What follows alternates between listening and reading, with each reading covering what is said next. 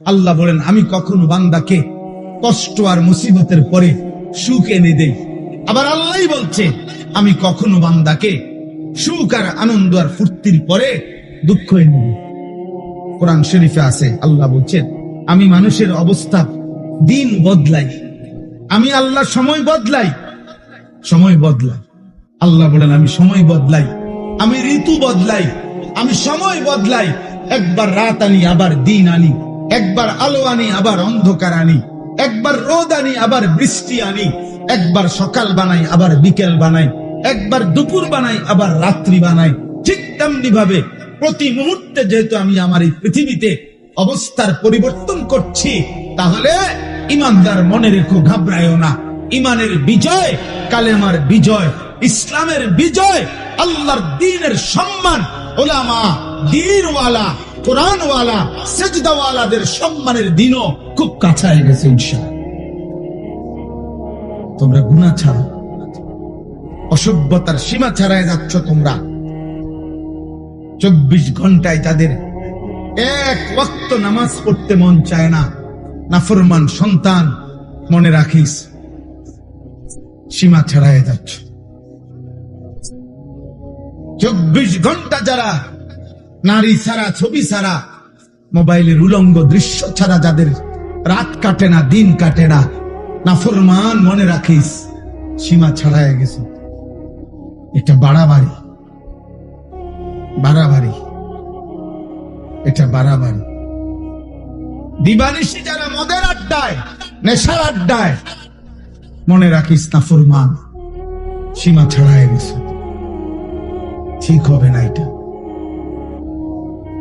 যে মালিক রোদ আনে সে মালিক বৃষ্টিও আনে, যে মালিক হাসায় সে মালিক কাঁদায়, সুখ যে মালিক দেয় দুঃখ সেই মালিকে দেয়, জীবন যে মালিক দেয় মৃত্যু সেই মালিকেই দেয়, সুস্থতা যিনি দেয় অসুস্থতা তিনিই দেয়, হায়াত যিনি দেয় মৌত তিনিই দেয়। না ভিন্ন কেউ? কথা বলেন না, ভিন্ন কেউ না, একই আল্লাহ। আল্লাহ বলেন আল্লাহ হাসান, আল্লাহ কাঁদা। আদহাকা মানে আল্লাহ হাসান, আবকা মানে আল্লাহ কাঁদা। আল্লাহ বলেন আল্লাহ মৃত্যু দেন, আল্লাহ জীবন, আল্লাহ জীবন দেন, আল্লাহ রাত আনেন, আল্লাহ দিন আনেন, আল্লাহ আনেন। প্রতি সেকেন্ড আল্লাহ বদলায়, প্রতি মুহূর্ত সময়ের প্রত্যেকটা সেকেন্ড বদলায় কে? কথা বলেন না, কে বদলায়? রাত, এই যে এখন রাত, কে আনলেন? আগামীকালকের ভোর আনবে একমাত্র কে? তিনি যদি রাত ধরে রাখে কারো ক্ষমতা নাই আলো আনবে, তিনি যদি আলো ধরে রাখে কারো ক্ষমতা নাই অন্ধকার আনবে।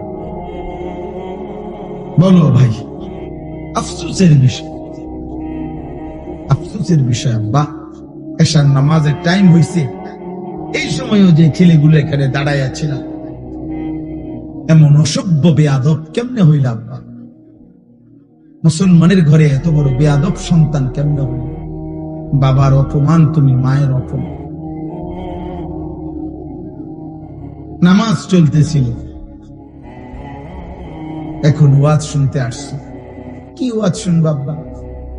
ওয়াজ মানে তো ফুটবল খেলা না, ওয়াজ মানে তো নাটক আর সিনেমা না, ওয়াজ মানে তো আখিরাতের কথা, ওয়াজ মানে তো নামাজের কথা, ওয়াজ মানে তো কবরের কথা, ওয়াজ মানে তো নসিহত, ওয়াজ মানে তো গুনাহ ছাড়ার কথা, ওয়াজ মানে তো তাকওয়ার কথা, আল্লাহকে ভয় করার কথা। আল্লাহ আমাদেরকে বুঝ দান করো, আল্লাহ আমাদেরকে ফিকির দান করো। তোমরা একটা একটা ছেলের কাছে আমানত, কেউ একজনই বুঝো, কিন্তু এটা মনে রেখো গুনাহ ইজ্জত দেয় না। নারী, ছবি, মদ, জুয়া, জিনা, ব্যভিচার ঈমান থেকে বিচ্ছিন্ন করে দেয়। আমি হাদিস বলি, আল্লাহ নবী সাল্লাল্লাহু আলাইহি ওয়াসাল্লাম বলেন, যে ব্যক্তি জিনা করে, নারীর সাথে কোনো হারাম কাজ করে, খোদার কসম এই এক পাপ আর হলো ওয়াশারিবাল খামরা, যে নেশা করে, মদ খায়, গাঁজা খায়, বাবা খায়, কুট্টা খায়, পেন্সিডিল খায়, ইয়াবা খায়, এমন নিকৃষ্ট নাফরমান, খোদার কসম আল্লাহর নবী বলছেন, ব্যভিচারী আর নেশাখোর, এই দুই নাফরমানের কলজাত থেকে ওই পাপ অবস্থায় আল্লাহ তাআলা ঈমান খুলে রাখেন। এই কোরআন ধরে বল, এই কোরআন হাতে ধরে বল, আল্লাহ তার কলিজার হৃদয় থেকে ঈমান বের করে ফেলে। আল্লাহ বলে, নেশাখোর ঈমানটা দিয়ে যা, যা, আমার ঈমান আমি রেখে দিলাম, এবার বেঈমান যা, তুই যা। আল্লাহ বলে, চরিত্রহীন লম্পট, নারীর সাথে গুনাহ করবি, ঠিক আছে যা, আমার ঈমান আমারে দিয়া যা, আমি ঈমান রেখে দিলাম, কালিমা রেখে দিলাম, এবার যা। কি সাংঘাতিক কথা! ঈমানবিহীন যদি মৃত্যু হয়, এই ঈমান যদি আর ফিরে না আসে, এই কালেমা যদি আর ফিরে না যায়, তো দুনিয়ার মানুষে না জানে আমরা মুসলমান, আমরা মানুষে না জানে, আইডি কার্ডে না, তো কবরে কি মানুষ আইডি কার্ড দেয়নি? ভোটার আইডি কার্ড কবরে দেয়নি কেউ। জন্ম নিবন্ধন সনদ দিয়ে কোন কবরে দরকার আসেনি। আসল সত্য জানে কে? আসল হাকিকত জানে কে? আল্লাহ।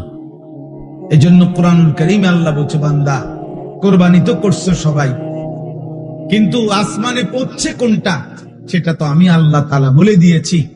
ওয়ালাকিন ইয়ানালুহুত তাকওয়া মিনকুম, তাকওয়া গুনাহমুক্ত জীবন। কোরবানির প্রত্যেকটা শুরু থেকে শেষ পর্যন্ত গুনাহমুক্ত জিন্দেগি যার, গুনাহমুক্ত তাকওয়া, আসমানে পৌঁছবে কেবল তা, বাকিগুলো জমিনের কোরবানি জমিনেই থাকে। কোরবানি তো করছিল হাবিল, কোরবানি তো করছে কাবিল। পৃথিবীর আশ্চর্য গুরুত্বপূর্ণ কথা হলো, সর্বপ্রথম এই পৃথিবীতে দুইটা কোরবানি হয়েছে মাত্র। প্রথম দিন হাবিল আর কাবিল, কোরবানি হয়েছে মাত্র দুইটা।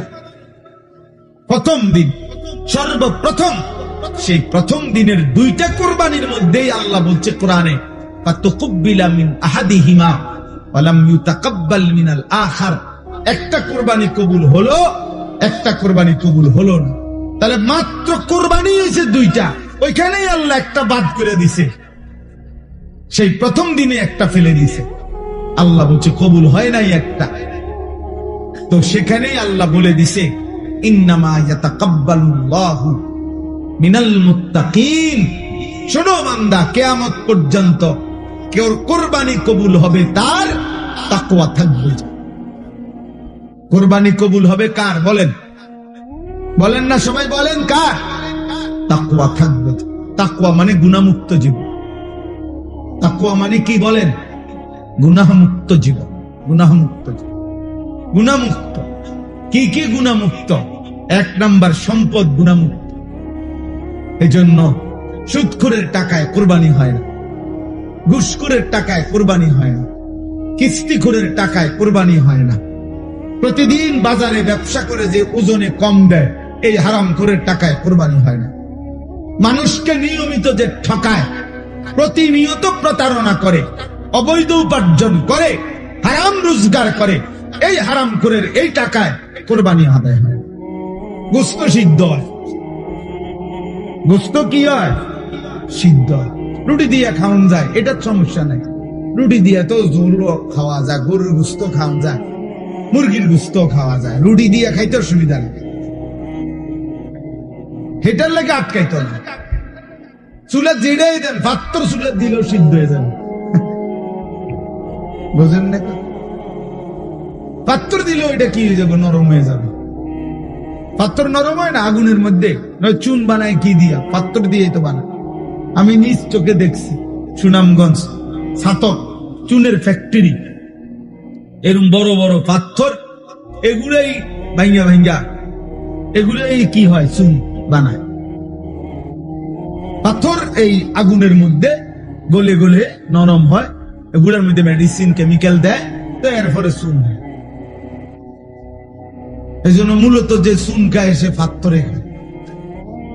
হ্যাঁ হ্যাঁ মা, সত্য কথাই, আপনি জিজ্ঞাসা করেন নাই, তাইলে সিদ্ধ হবে, রুটি দিয়া খাওয়া যাবে আব্বা, কিন্তু গুণামুক্ত না হলে আসমানে যাবে না। ইন্নামা ইয়াতাকাব্বালুল্লাহু মিনাল মুত্তাকিন, নিশ্চয়ই আল্লাহ কোরবানি কবুল করবে তার, তাকওয়া থাকবে যার। সমস্ত আমলের মধ্যে এই কথাটাই আজকে পড়ছি, সমস্ত ইবাদতের মধ্যে এক মুসলমান, খোদার কসম, এক মুসলমানের জিন্দেগীর সবকিছুতে মনে রাখতে হবে তাকওয়া হলো তার প্রথম প্রধান তার নজর। আমি মুসলমান, আমার ওযু, গোসল, নামাজ, রোজা, হজ, যাকাত, ঈদ, কুরবানি, জিকির, তেলাওয়াত, দান, সাদাকা, আমার ঘর, আমার সংসার, আমার বউ, আমার ছেলে মেয়ে, আমার বাজার, আমার ব্যবসা, আমার প্রবাস জীবন, আমার দেশের জীবন, আমার চাকরি, আমার রাজনীতি, আমার সংসার, যা করছি, মুসলমান যদি পরিচয় থাকে তাকে খেয়াল রাখতে হবে গুনাহ যেন না হয়, গুনাহ যেন না হয়, গুনাহ যেন না হয়, গুনাহ যেন না হয়। তাকওয়া, এরই নাম তাকওয়া। তাকওয়া শুধু কুরবানিতে না, তাকওয়া নামাজেও, তাকওয়া রোজাতেও, তাকওয়া হজ্জেও, তাকওয়া জিকিরেও, তাকওয়া তেলাওয়াতেও, তাকওয়া কোরআন কারীমের তেলাওয়াতেও, তাকওয়া দান সাদকাতেও, তাকওয়া রাজনীতিতেও, তাকওয়া সংসারেও, তাকওয়া স্বামী স্ত্রীর মেলামেশাতেও, তাকওয়া ছেলে পেলের ক্ষেত্রেও, তাকওয়া উপার্জনের সব ক্ষেত্রে, সর্বত্র। যুবক বলো, কিশোর বলো, নারী বলো, পুরুষ বলো, আমি হুজুর, আপনারা পাবলিক, পাবলিক বলেন আর হুজুর বলেন, অলি বলেন আর মুরিদ বলেন, যাই বলেন, মুসলমান মাত্রই জরুরি তাকওয়া, তাকওয়া, গুনাহমুক্ত থাকা। আমিও আপনিও, আমিও কি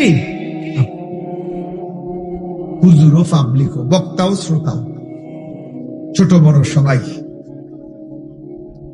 গুনাহমুক্ত থাকা। প্রিয় ভাই আমার, মুসলমানের সন্তান, তোমাদেরকে অনুরোধ করছি, গুনায় ভরা এই জিন্দেগি কোন জীবন না,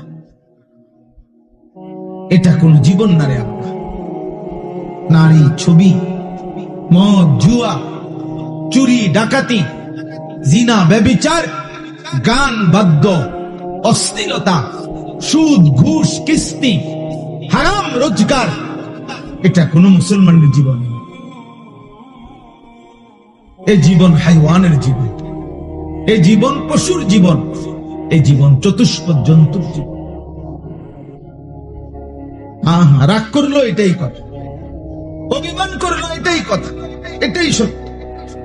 আল্লাহ কোরআনুল কারীমের মধ্যে বলছে, যে মানুষের অন্তর আমি আল্লাহকে নিয়ে ভাবে না, যে মানুষের কান আমি আল্লাহর কথা শুনে না, যে মানুষের চোখ আমার আয়াত দেখে না, খোদার কসম আল্লাহ বলছে উলাইকা কাল আনআম, এই মানুষগুলো জানোয়ারের মতো। কিসের মতো বলেন না? আল্লাহ কোরআনে বলছে। আপনি কার সাথে রাগ করবেন? আজকে আমি হাদিস পড়ছি বিকাল বেলা বাসায়, আশ্চর্য কথা শুনেন। একটা ছোট্ট বিষয়, আপনি এটারে আপনার কাছে মনে হবে একটা ছোট্ট বিষয়। নামাজি ব্যক্তির সামনে যে সূত্রা দেয়, এটা বুঝেননি আপনারা? মানে নামাজি ব্যক্তির সামনে দিয়ে যাতে কেউ না যায়, কথা বুঝছেন কিনা? এই সামনে একটা ছোট কাঠি কিছু একটা দেয় না মানুষ, এই সূত্রা, এই যে সূত্রা কয় আরবিতে, মানে নামাজি ব্যক্তির সামনে কমপক্ষে সেজদার জায়গাটুকু পার করে একটা কিছু থাকা, যাতে করে এই নামাজির এই সামনে কোন মুসলমান যাতে কি না যায়। তো নবীজি বলছেন, যদি কোনো ব্যক্তি জানতো যে নামাজি ব্যক্তির সামনে দিয়ে অতিক্রম করা কি পরিমাণ গুনাহ, যদি এটা বুঝতো, তাইলে প্রয়োজনে 40 বছর টানা দাঁড়াইয়া থাকে। এক হাদিস। আরেক হাদিসে আবু হুরায়রার হাদিস হলো যে নবীজি বলছেন, তাহলে সে প্রয়োজনে 100 বছর হইল দাঁড়াইয়া থাকতো, তবু অতিক্রম করত না। এটা হলো একটা কথা। হাদিসের দ্বিতীয় অংশ আরো মারাত্মক। এই সামান্য এই বিষয়টা যে নামাজি ব্যক্তির সামনে দিয়ে যেন অতিক্রম না করে, নবীজি বলেন তোমাদের নামাজের সামনে যদি কেউ অতিক্রম করতে চায় তোমরা তাকে হাত দিয়ে প্রয়োজনে বাধা দাও। যদি বাধা না মানে তাহলে তুমি তোমার শক্তি প্রয়োগ করো, মানে হাত জোর করে ধরে রাখো যেন কোনোভাবে তোমার হাত ধাক্কাইয়া সে যাইতে না পারে। নবীজি বলেন এরপরে শব্দ ফাইন্নামা হুয়া শাইতানুন, শাইতানুন, খোদার কসম নবী বলে এই সামনে দিয়ে যে লোকটা চলে যাইতেছে নিশ্চয়ই সে শয়তান। কারে বলছে? এ মানুষ এটারে বলছে এটা শয়তান। কত ছোট্ট বিষয়, বিষয়টা সামান্য কিনা, কিন্তু নবীজি বলছে এটা শয়তান। নামাজি ব্যক্তি সামনে দিয়ে গেল কেন? তাইলে যে রাসূল সাল্লাল্লাহু আলাইহি সাল্লাম নামাজি ব্যক্তির সামনে অতিক্রমকারী ব্যক্তিটাকে আর কোনো পাপ নাই, শুধু বেড়ান দিয়ে গেছে। আর এই কথা বুঝেন নাই? কি চুরি করছে এনে? এরে নবীজি বলছে এটা শয়তান। এখন বাকি নাফরমান যারা নাফরমানি করছে তাদের পরিচয় কি?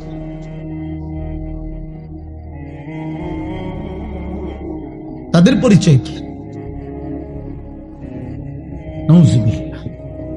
দোস্ত আমার, বন্ধু আমার, ছেলেরা আমার, কেউ হয়তো তোমারে ধরতেছে না, কেউ হয়তো তোমারে ছুঁইতেছে না, কেউ হয়তো তোমারে ফিরাইবার মতো সাহস করছে না, ফলে তুমি যা ইচ্ছা তাই করে নষ্ট হয়ে যাচ্ছ।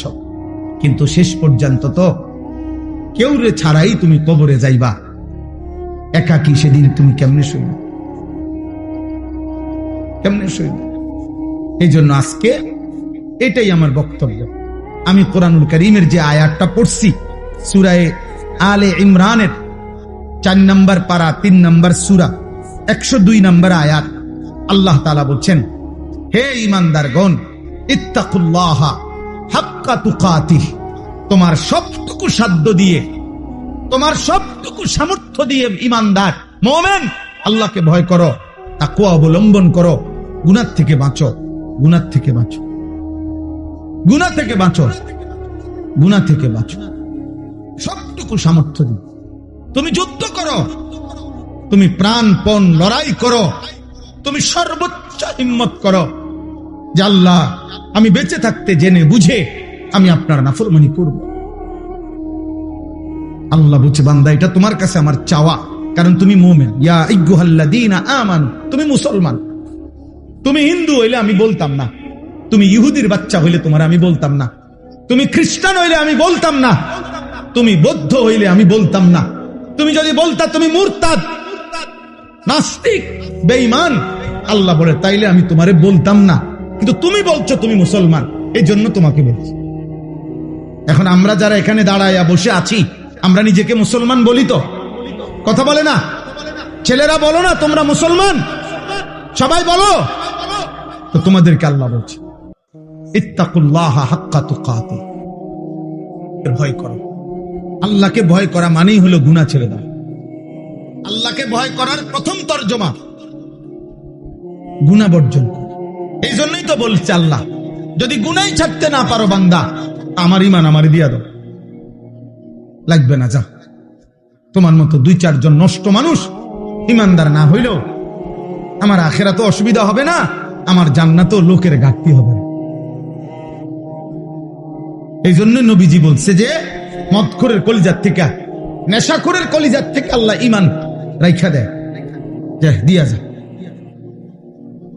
জিনা ব্যভিচার করে যে নারীর সাথে, হারাম প্রেম, হারাম সম্পর্ক, অশ্লীলতা যে করে, আল্লাহ তার হৃদয় থেকে ঈমান রেখে দেয়। যা, আমার ঈমান আমার দিয়া যা, যা যা বেঈমান, এবার যা বাইর। আল্লাহ নবী, আল্লাহ কোরআনে বলছেন, হে সুদখোর, আমি আল্লাহর সাথে সুদ খাচ্ছ, ঠিক আছে খাও, শুধু মনে রেখো আমি আল্লাহর সাথে যুদ্ধের ঘোষণা শুনে নাও, তোর লগে আমি যুদ্ধ করব, দেখি তুই আমার সাথে যুদ্ধ কইরা তোর অভাব কেমনে মিটাস। আমি আল্লাহ, আমি থাকতে তোর আমি দেখি। খোদার কসম, এটা কোরআনের আয়াত। আল্লাহ সুদখোরকে ডাইরেক্ট বলছে, তোর লগে আমি যুদ্ধ করলাম, যুদ্ধের ঘোষণা দিলাম, আমি তোর অভাব দূর করব না। তাই তোর কোন আব্বা তোর অভাব দূর করে আমি দেখ, তোর কোন বাফে আছে। এই জন্য পৃথিবীর একটা সুদখোর আজ পর্যন্ত সুখের কোনো দাবি করতে পারে নাই। লোনের পর লোন নিতেছে, টাকার পর টাকা নিতেছে, একটা পর্যায়ে দেউলিয়া হইয়া, একটা পর্যায়ে দেউলিয়া। কালকে রাত্রে, গতকালকে রাত্রে একজনের কথা আমারে বলতেছে, একজন শুনাইছে, দোয়া চাইছে যে হুজুর, লোন নিতে নিতে, সুদ নিতে নিতে 400 কোটি টাকা নিছে, নিয়ে একসাথে বড় বড় প্রকল্প 6টা কোটি কোটি টাকা খরচ করে এক একটাতে ব্যয় করে সাজাইছে। এখন যারা টাকা নিছে দিছে উনারে, সবাই একসাথে টাকা খুঁজতেছে। এখন সে সুদের টাকা সুদ করবে নাকি বেচা কিনা কইরা টাকা উঠাবে, পুঁজি আনবো না লাভ আনবো, কোনো কিছু নাই। একেবারে কসম শুনাইতেছে যে শেষ পর্যন্ত এখন দেউলিয়া হইয়া বাড়ি ছাড়া। আর এই গত 3-4 মাস আগে স্ত্রী, ওই লোক বলতেছে আমার কাছে চোখের পানি ফেলার মতো, বলতেছে হুজুর, উনার স্ত্রীর পায়ে ধরে রয়েছে, বউয়ের পাও ধরে রয়েছে ওই কোটি কোটি টাকার মালিক, যে তুমি আমারে ছেড়ে যাইও না, আমার এখন আর কিচ্ছু নাই। বেটি বলে, না তোর কাছে যেহেতু কিছুই না, সম্পদ কিচ্ছু নাই, আমি তোর মতো ফকিরের কাছে থাকবো না, কয়ে বউ চলে গেছে। আহা, দুনিয়া তারে আজ কোথায় নিয়ে গেছে, হারাম তাকে আজ কোথায় নিয়ে গেছে। আজ ঘর হারা, স্ত্রী হারা, মানুষের সাথে সম্পর্ক হারা। এই জন্য গুনাহ ইজ্জত দেয় না আব্বা, আজ না হোক কাল লজ্জিত করে। এটাই আমার শেষ কথা। আমি অনুরোধ করলাম, গুনাহ ইজ্জত দেয় না, গুনাহ সম্মান দেয় না। তোমরা যারা ইনসাফ যদি থাকে, বিবেক যদি থাকে, আব্বা একটা ছেলেকে বলি, তোমরা যারা নামাজ পড়ো না, আল্লাহর সাক্ষী রেখা যদি এখানে আইসা দাঁড়াইয়া বলো তোমার বিবেক কি বলে, এই সমাজের মানুষ তোমার কি মনে করে? তোমরা যারা চুল মুশরিক বেঈমানের মতো, একটা ছেলে এখানে আইসা দাঁড়াও, এখানে ক্যামেরা হইতেছে, তোমরা ইয়া কও যে এই সমাজের মানুষ তোমাকে কি মনে করে, তোমার বিবেক কি বলে? তোমরা যারা নারী দেখো, ছবি দেখো, অশ্লীল দৃশ্য দেখো, উলঙ্গ নাচ গান নর্তকীর ছবি দেখো, তোমার মতো হাইওয়ানকে, তোমার মতো মানুষরূপী পশুকে এই সমাজের মানুষ কি ভাবে? চলো এখন ইয়া হোক, এখানে তো মানুষ আছে, তুমি জিজ্ঞাও আইও একজন যে ভাই আমি 5 ওয়াক্ত নামাজের একটা সেজদা আজকের দিনে দেই নাই, আপনাদের বিবেচনা কেমন আমারে মনে হয়? তো তুমি এসে দাঁড়ায় কও, যদি সুযোগ থাকতো, মুক্ত অনুমতি থাকতো, তো সবাই তোমার একটা একটা জুতা দিয়া বাড়ি দিল। হয়তো এদুর সাহস করবে না মানুষ, পারবে না হয়তো এদুর হিম্মত করতে, কিন্তু বাস্তবতা হলো থুতু মারারই যোগ্য যে আমরা তো তোকে এতটা নাফরমান ভাবি নাই। তুমি বলো, চ্যালেঞ্জ করো, এখন আসো। আবার আমরা যারা নামাজ পড়ছি তো আমরাও বলি যে আমরা আজকে ফজর থেকে এশা পর্যন্ত খোদার কসম 5 ওয়াক্ত নামাজ মসজিদের জামাতে পড়ছি। আমি বললাম, তো এবার মানুষ তুমি জিজ্ঞাসা করো যে উনার ব্যাপারে আপনাদের মন্তব্য কি, আর যে নামাজ পড়ে নাই 5 ওয়াক্ত তার ব্যাপারে মানুষের মন্তব্য কি? মুক্ত মঞ্চে সবার সামনে দেখা যাক। কথা বুঝেন নাই? এখানে দেখা হোক। অতএব দোস্ত, এটাই কথা, ঈদ পরবর্তী কথা এটাই।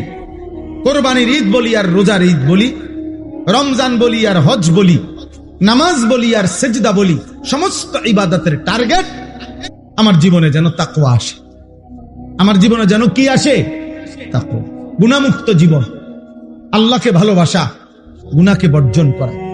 ওয়ালা তামুতুন্না ইল্লা ওয়া আনতুম মুসলিমুন। আল্লাহ তাআলা বলেন, আমার বান্দা পূর্ণ মুসলিম না হয়ে, আমার আনুগত্য পুরা না করে মৃত্যুবরণ করো না, কবরে আইসো না। কবরে আসবার আগে একবার না 50 বার, 50 বার না 500 বার মিলাইয়া আসো যে আল্লাহর আনুগত্য আল্লাহর আনুগত্য পুরা করেছি কিনা। আল্লাহ বলেন হিসাব মিলে আসা। আমরা অনেকের আছে পুরুষ মানুষ, আমরা আমাদের মহিলারা বাজারের লিস্টি দেয়, দেখবেন মাসিক বাজারের মুদি মালের পেঁয়াজ 10 কেজি, রসুন 3 কেজি এমনি লেখা দেয় না। তাহলে আমাদের নিয়ম কি? আমরা যে কোনো পুরুষ, আমরা যারা বাজার করি এরকম লিস্টি চাইয়া, তো আমরা বাজারে থাকতে বারবারই একটু পর পর আমি যেটা করি যে আমার এই লিস্টি দিলে আমি মাল কিনি, এদিক দিয়ে দাগ দেই, দিয়া আবার দেখি কোনোটা বাদ আছে কিনা, সোতা এটার লগে মিলাইয়া তারপরে খরচ শেষ করি। যেই দোকানদারে মালটা দেয়, যেই মুদি দোকানদার যার কাছে আমরা লেখাইছি সোতা লেখায়, মানে এটার মধ্যে ওইও যখন ওই বস্তার মধ্যে ভরে মালটা দেয় সবটি মাইট পা সারলে ওই এটার লগে মিলাই কিনা বলে, এমনি এমনি কোনা দিয়ে দেয়, দাগ দেয় না, দাগ দিয়ে দিয়া হয়ে বস্তার মধ্যে মালটা বুঝাই দিয়া, এই যে মাল 13টা, এখানে দিছি 13টা, হুজুর এত দাম নেন। তাহলে আল্লাহ তাআলা বলেন ওয়ালা তামুতুন্না ইল্লা ওয়া আনতুম মুসলিমুন। আমার বান্দা, আমার আনুগত্য, আমার ইবাদত, আমার হুকুম দুনিয়ায় থাকতে মরার আগে মিলাইয়া আইসো, মিলাইয়া ডাক দিয়ে দিয়া মিলাইয়া আইসো, মিলাইয়া কবরে আইসো, নাই তো 1 সেকেন্ডে কবরে টিকতে পারতাম। এই জন্য যে আমি সব সময় বলি, চাচা মিয়া গপ মারে সাদুয়ানে বইয়া আল্লাহর রহমতে 3 ফুট বিদেশ পাঠাইয়া জিগুন বিয়া দিয়া লাইছি গদ্দুয়ার করে আমার শাল্লাহ। এখন আল্লাহর রহমতে আপনার দোয়ায় আর কোনো টেনশন নাই, ওনার মূল্য কোনো দুঃখ নাই। না, আপনি মরেন আল্লাহর রহমতে, আপনি খুব দ্রুত সময় মরিয়া যান চাচা, আপনি মরিয়া না দেখবেন দুঃখ কাকে বলে। হ্যাঁ, কবর বুঝি বিদেশের হিসাবে, কথা বলে না, কবর বুঝি বিল্ডিং এর হিসাবে। তো এটি কি কইলেন আপনি? এগুলা কি শুনাইলেন মানুষের? আখেরাতের কথা কি দিয়ে বুঝাইলেন? বিল্ডিং দিয়া। নাউজুবিল্লাহ। আল্লাহ আমাদেরকে হেফাজত করেন, আল্লাহ আমাদের সবাইকে কবুল করেন। আজকের এই আলগি নওজওয়ান, এই ছোট্ট ছোট্ট কিশোর ছেলেগুলো যারা এই মাহফিলটা সাজিয়েছে, আল্লাহ আমাদের সবাইকে কবুল করে নেন। আল্লাহ পাক তাদেরকে উত্তম বিনিময় দান করেন। ছেলেরা মদের আড্ডা, জুয়ার আড্ডা, নারীর আড্ডা, জিনার আড্ডা, বেবিচারের আড্ডা ছেড়ে দেওয়া, জীবনটা সুন্দর করো, জীবনটা সুন্দর করো। আল্লাহ আমাদের সবাইকে কবুল করে নেন। ওমর রাদিয়াল্লাহু তাআলা আনহু মাঝখান দিয়ে শুধু একটা কাজ করছে। প্রথম থেকে উনার আচরণটা ছিল উগ্র। উনি তরবারি হাতে নিয়ে বলছে মক্কার কুরাইশদেরকে যে মুহাম্মদকে আমি এক্ষুন কল্লা নিয়ে আসতেছি, তোমরা কাবাগরের সামনে গিয়ে দাঁড়াও, আমি আসতেছি। প্রতিমধ্যে শুনছে ওমরের বোন আর বোন জামাই কালেমা গ্রহণ করছে। এবার আরো উত্তেজিত হয়ে ওনাদের ঘরে গিয়ে ওনাদেরকে আচ্ছা মতো মারছে, মেরে রক্তাক্ত করে ফেলছে ওমরের বোন জামাই এবং বোনকে। ওমরের বোন জামাই বিখ্যাত সাহাবী ছিলেন হযরত সাঈদ ইবনে যায়েদ, যাকে মারছে। বেহেশতের সুসংবাদ প্রাপ্ত আশারায়ে মুবাশশারা যে 10 জন সাহাবী, এর মধ্যে একজন হলো এই ওমরের এই বোন জামাই। অনেক বড় সাহাবী, মুস্তাজাবুদ দাওয়া বলা হতো ওনাকে। এই সাহাবী ব্যাপারে প্রসিদ্ধ ছিল যে ইনি যা আল্লাহর কাছে চাইতেন আল্লাহ তাই কবুল করতেন। এই উনি এবং ওনার বোনের নাম ছিল ফাতেমা। ভাই তোমরা ওইখানে কি বুঝে বসছো ভাইয়া? এটা তো এমন না যে খেলার মাঠ, তোমরা গ্যালারিতে বসছো। বিষয়টা কি আসলে? মুসলমানের সাথে বসতে লজ্জা কিসের? মাটিতে বসার মধ্যে সবচেয়ে বেশি আনন্দ, কারণ মাটির মানুষ মাটিতে বসার মধ্যেই তৃপ্তি। মাটিতে বসার মধ্যেই আমাদের মূল তৃপ্তি, মাটির সাথে সম্পৃক্ততা, এটা আমাদের আসলের সাথে, মূলের সাথে সম্পৃক্ততা। মিনহা খালাকনাকুম ওয়া ফীহা নুঈদুকুম ওয়া মিনহা নুখরিজুকুম তারাতান উখরা। আল্লাহ তাআলা তো এটাই শিখাইছে। এই মাটি থেকেই তোমাদেরকে সৃষ্টি করেছি, এই মাটিতেই আবার তোমাদেরকে কবরে ফিরিয়ে আনবো, এই মাটি থেকেই আবার একদিন তোমাদেরকে আমি হাসরের ময়দানে উঠাবো। কাজে তুমি চাইলেও বান্দা মাটির থেকে সম্পর্ক তুমি নিজেকে বিচ্ছিন্ন করতে পারবে। বিল্ডিং তোমার 80 তলা হোক, মাটিতেই ফিরতে হবে। বিল্ডিং তোমার রাজপ্রাসাদ হোক, একদিন তোমাকে কোথায় ফিরতে হবে? মাটিতেই ফিরতে। অফিহা নুঈদুকুম, এই মাটিতেই তোমাকে ফেরত নিয়ে আসবে। এই জন্য মাটির সাথে সম্পৃক্ততা, এটা তো আমাদের মূলের সাথে সম্পৃক্ত। এই জন্য মাটিতে বসার মধ্যে কোনো লজ্জাও নাই, সংকোচ নেই। এবং কারণ এটাই আমাদের মূল বাস্তবতা। একদিন আমাকে লম্বা সময়ের জন্য এই মাটিতেই শুয়ে থাকতে হবে। তাহলে বলতেছিলাম যে আল্লাহর কথা যদি মনোযোগ দিই, ওমরের কথা বলতেছিলাম, তো বোন এবং বোন জামাইকেও এবার আচ্ছা তরে মারছে, কেন? কালেমা গ্রহণ করুন। তাহলে অপরাধের উপরে অপরাধ, পাপের উপরে আরো পাপ। একে তো তরবারি হাতে রওনা দিয়েছে নবী সাল্লাল্লাহু আলাইহি সাল্লামকে হত্যা করবে, এটা যে কল্পনা করছে এটাও তো কত বড় পাপ, কত বড় গুনাহ। আবার এই কালেমা গ্রহণ করার অপরাধে বোন আর বোন জামাইকে আচ্ছা তরে রক্তাক্ত করে ফেলছে। কিন্তু ওমর একটা কাজ করে ফেলছে, অল্প একটু কাজ। সেটা হলো যখন রাগ থামছে, মারতে মারতে বল ফিরে গেছে, তখন ওমর রাদিয়াল্লাহু তাআলা আনহু ওনার বোনকে, বোন জামাইকে বলছে একটা কথা, যে তোমরা কি পড়তেছিলা সে শোনাও। আমি যখন ঢুকতেছি তখন শুনতেছিলাম তোমরা কি যেন পড়তেছিলা, এগুলা কি পড়তেছিলা ওটা কও।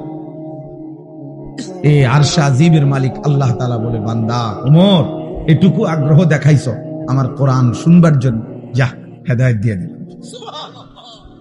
এরপরেই আল্লাহর কোরআন শুনছে এবং কিছুক্ষণের মধ্যেই নবীজির কাছে গিয়ে এই কোরআন শুনে কালেমা পড়ে মুসলমান হয়ে গেছে। তাহলে একটু আগ্রহ দেখাইছে, ফাঁকে দিয়া এতক্ষণ তো যা করছে সব উল্টা পাল্টাই করতেছিল, কিন্তু এখানে এসে একটু আগ্রহ দেখাইছে যে কি পড়তেছিলি তোরা সেটা শোনা। আল্লাহ তাআলার এটুকুই ভাল লাগছে। তো আল্লাহ তাআলা এইটুকু আগ্রহের বিনিময়ে এত বড় গুনাহ করতে রওনা দিছে, হত্যা করবে নবীকে, নাউজুবিল্লাহ। এত বড় পাপের সংকল্প করে যে রওনা দিছে, এবং এখনো বোন আর বোন জামাইকে এভাবে মারছে, অন্যায় করছে, কিন্তু ওই যে বললাম একটু আগ্রহ দেখাইছে, আল্লাহর কথা শুনতে চাইছে, আল্লাহ তাআলা এর বরকতেই হেদায়েত দিয়েছে। সূরা তাহা কোরআনের একটা সূরা আছে, ওই সূরার কিছু অংশ তেলাওয়াত করছে। ওমর রাদিয়াল্লাহু তাআলা আনহু বলছে, থামো, আর লাগবে না, যা বুঝার আমি বুঝেছি, চলো মুহাম্মদের কাছেই যাই। তো বোন আর বোন জামাই বলছে, কেন যাইবা? বলছে, আর গর্দান নিতে না, এবার আমার গর্দানি মুহাম্মদের কদমে দিয়ে। এরপরে কালেমা পড়ে মুসলমান হয়েছে। কোরআনুল কারীমের মধ্যে সূরা হুদের মধ্যে আছে, মক্কার কাফেররা নবীজিকে বলতো, মুহাম্মদ তুমি যে আমাদেরকে কালেমার দাওয়াত দিচ্ছ, আমরা মেনে নিতাম যদি তোমার কাছে বিপুল পরিমাণ অর্থ ভান্ডার থাকতো, বিপুল পরিমাণ টাকা পয়সা ধন ভান্ডার যদি থাকতো, তাইলে আমরা তোমাকে গ্রহণ করতাম। কারণ তখন তো একটা লাভের সম্ভাবনা আছিল, যে তোমার দলভুক্ত হইলে অনেক কিছু টাকা পয়সা, খাদ্য খাবার বরাদ্দ পাওয়া যাবে। মানুষ নেতার পিছে ঘুরে উপাস থাকার জন্য, ঠিক না? নেতার পিছনে ঘুরে কেন? উপাস থাকার জন্য, খাওয়া, চুরি, যত রকমের ডাইন বাম ৯-৬ পাওয়া যায়, এই সমস্ত ভোগ করার জন্য। এটাই পিছনে পিছনে ঘুরার মাকসাদ। ইল্লা মাশাআল্লাহ, হ্যাঁ, যদি কেউ ভিন্ন থাকে, থাকতেই পারে, লাখের মধ্যে, হাজারের মধ্যে, কোটির মধ্যে ভিন্ন কেউ উত্তম, সব জায়গায় সব ক্ষেত্রেই আছে, ছিল, থাকবে। তো এরাও বলতে লাগলো যে তোমার দলভুক্ত হইতাম, তবে যদি তোমার কাছে ধনভাণ্ডার থাকত। কিন্তু তোমার তো তেমন কিছু নাই, মক্কায় তো আমরা চিনি তোমারে, তোমার বাপও নাই, মাও নাই, তুমি যে এই চাচা আবু তালেবের ঘরে লালিত পালিত, উনিও দুর্বল মানুষ আর্থিকভাবে, তাহলে কি বুঝছে তোমারে অনুসরণ করব? 2 নাম্বার, মক্কার কাফেররা বলতো, দ্বিতীয়ত আমরা তোমাকে অনুসরণ করতাম যদি দেখতাম তোমার সাথে আল্লাহর পক্ষ থেকে সরাসরি ফেরেশতা তোমার সাথে থাইকা মুখামুখি আমগরে বলতেছে যে হ্যাঁ আল্লাহর নবী আমি ফেরেশতা বলতেছি।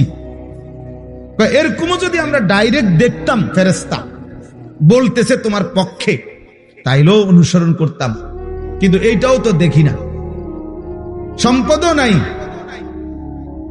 আবার কোন ফেরেশতাও তোমার সাথে নাই, দেখি না আমরা, তো আমরা কি বুঝে তোমার অনুসরণ করতাম? কুরআনুল কারীমের মধ্যে আছে, আল্লাহ তাআলা নবীকে বলছে, বন্ধু এমন কথার পরেও আপনি সামান্যতম ঘাবড়াবেন না, আপনি অস্থির হইয়েন না, বরং আপনি মনে রাখবেন শুধু ইন্নামা আনতা মুনদির, আপনি হচ্ছেন আল্লাহর দিকে ভয় প্রদর্শনকারী।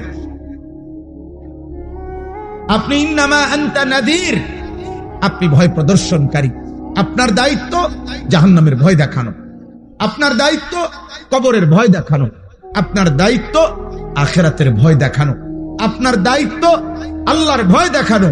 এটা আপনার জিম্মাদারি, আপনার দায়িত্ব আপনি শতভাগ গুরুত্ব দিয়ে আদায় করেন। এবার পরিবর্তন হইল কয়জন, হইল না কয়জন, বদলাইলো কয়জন, বদলাইলো না কয়জন, এর কোনটা আপনার জিম্মাদারি না, সেটা আমি আল্লাহর ফয়সালা, ওইটা আমি দেখব, ওইটা আমি দেখব। তাইলে আল্লাহ তাআলাই এই নিজাম বলে দিয়েছেন যে নিয়ম হলো এটাই, আল্লাহর কথা বলতে থাকা, আমার দায়িত্ব বলতে থাকা। পরিবর্তন হবে কে, হবে না, বদলাবে কয়জন, বদলাবে না কয়জন, খোদার কসম বাবা, এটা আল্লাহর ফয়সালা।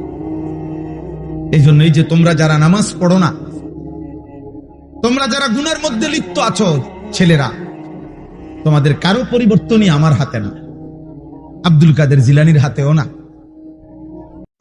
কারো হাতে না, এমনকি খুদ নবী সাল্লাল্লাহু আলাইহি সাল্লামের হাতেও কারো পরিবর্তন ছিল না। সমস্ত সিদ্ধান্ত একক একজনই, শুধু আল্লাহর হাতে। শুধু কার হাতে? যার কারণে আমাদের নবী সাল্লাল্লাহু আলাইহি সাল্লামের বলা দাওয়াতে কেউ কালেমা পড়ছে, আবার নবীজির দাওয়াতেও কেউ কালেমা প্রত্যাখ্যান করছে, প্রত্যাখ্যান করছে, গ্রহণ করে না। কেউ এক কথাতেই কালেমা পড়ছে, আবু বকর সিদ্দিক রাদিয়াল্লাহু তাআলা আনহুকে একবার প্রথম যখন দাওয়াত দিছে নবীজি, প্রথম কথাতেই আবু বকর কালেমা পড়ে মুসলমান হয়েছে। মানে 2 কথা কোন লাগছে না।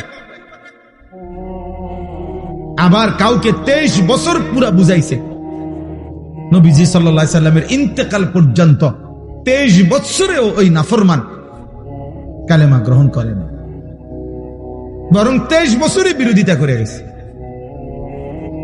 তাহলে কি বুঝা গেল? ফয়সালা কার হাতে? আল্লাহর হাতে, আল্লাহর হাতে। নবীজি সাল্লাল্লাহু আলাইহি সাল্লাম বলেছেন যতজনকে, আশা করছেন সবার জন্যই কালেমা।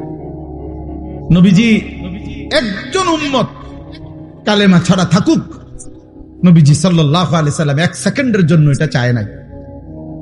একজন উম্মত জাহান্নামে যাক, আল্লাহর নবী বলছে উম্মত আমি কোনোদিন স্বপ্নেও এটা চাই নাই, আমি চেয়েছি আমার শেষ উম্মতটাও জাহান্নাম থেকে বেঁচে যাক, জাহান্নাম থেকে বেঁচে যাক।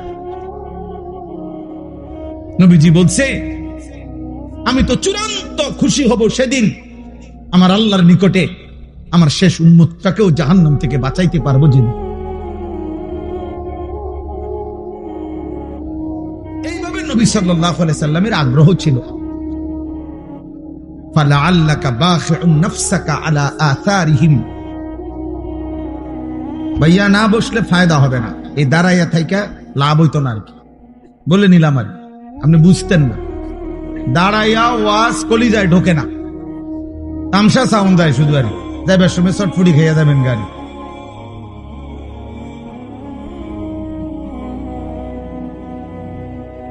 অল্প শুনেন, এই তো ওয়াজ শেষ, এরপরে আর বয়ান করবে না কেউ, তাইলে তার মানে আধা ঘন্টা 40 মিনিট সর্বোচ্চ, এরপরে আমি এমনি শেষ করে দেবো ইনশাআল্লাহ। অতএব তোমরা ছেলেদেরকেও বলে দাও।